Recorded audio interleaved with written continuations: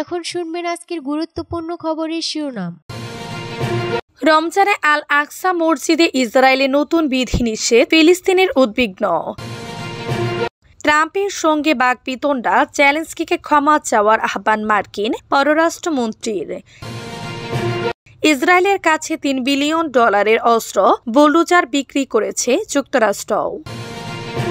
Trump জেলেনস্কির বাকবিতণ্ডার পর কি বললেন স্টারমার ও আলবানিজ। খার্কিভের কয়েকটি এলাকায় রাশিয়ার ড্রোন হামলা, আহত 5। ট্রাম্প জেলেনস্কির বাকবিতণ্ডা কেন নেটোর জন্য বড় সংকটের ইঙ্গিত। রমজানে আল আকসা মসজিদে ইসরায়েলে নতুন বিধিনিষেধ, ফিলিস্তিনের উদ্বিগ্ন। পবিত্র রমজান মাসেও জেরুজালেমের পুরাতন নগরীর আল আকসা মসজিদ প্রাঙ্গণে নিরাপত্তা নামে নতুন বিধিনিষেধ আরোপ করতে যাচ্ছে দখলদার ইসরায়েল। বৃহস্পতিবার ইসরায়েলি সরকারের মুখপাত্র ডেভিড মেনশার এক অনলাইন ব্রিফিংয়ে এ তথ্য জানান। খবর আনাদোলো এজেন্সির।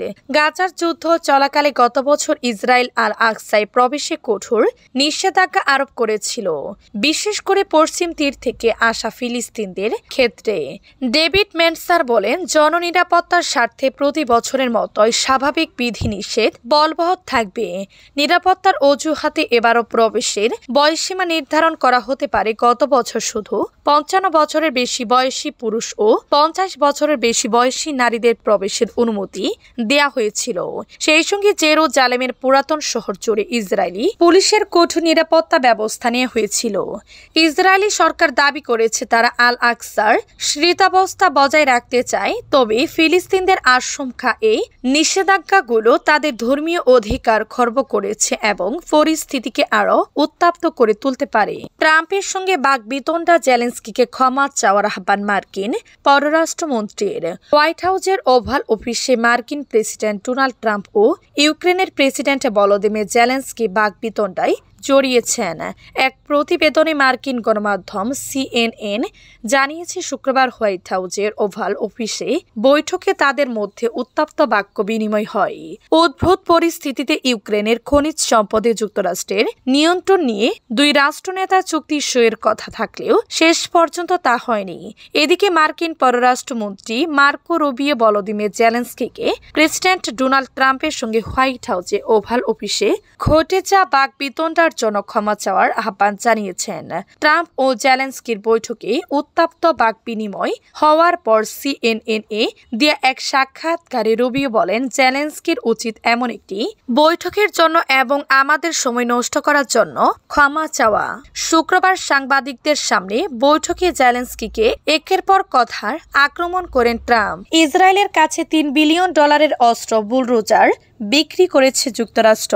ইসরায়েলের কাছে $3 বিলিয়ন বেশি মূল্যের যুদ্ধাস্ত্র, বুলডোজার এবং সংশ্লিষ্ট সরঞ্জাম বিক্রির ঘোষণা দিয়েছে যুক্তরাষ্ট্র।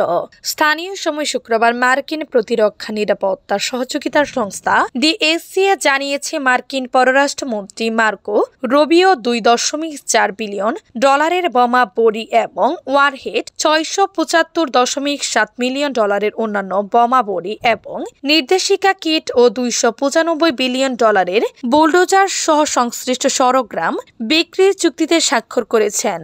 DSCA বলেছে, রুবিও মার্কিন যুক্তরাষ্ট্রের জাতীয় নিরাপত্তার স্বার্থে ইসরায়েল সরকারের কাছে উপরোক্ত প্রতিরক্ষা সামগ্রী এবং প্রতিরক্ষা পরিষেবা অবিলম্বে বিক্রি করা জরুরি বলে জানিয়েছেন। ট্রাম্প জেলেনস্কির বাকবিতণ্ডার পর কি বললেন স্টারমার ও আলবানিজ। ইউক্রেনের প্রতি নিরবচ্ছিন্ন সম্পন্ন দিয়ে যাওয়ার প্রতিশ্রুতি দিয়েছেন যুক্তরাজ্যের প্রধানমন্ত্রী কিয়ার স্টারমার।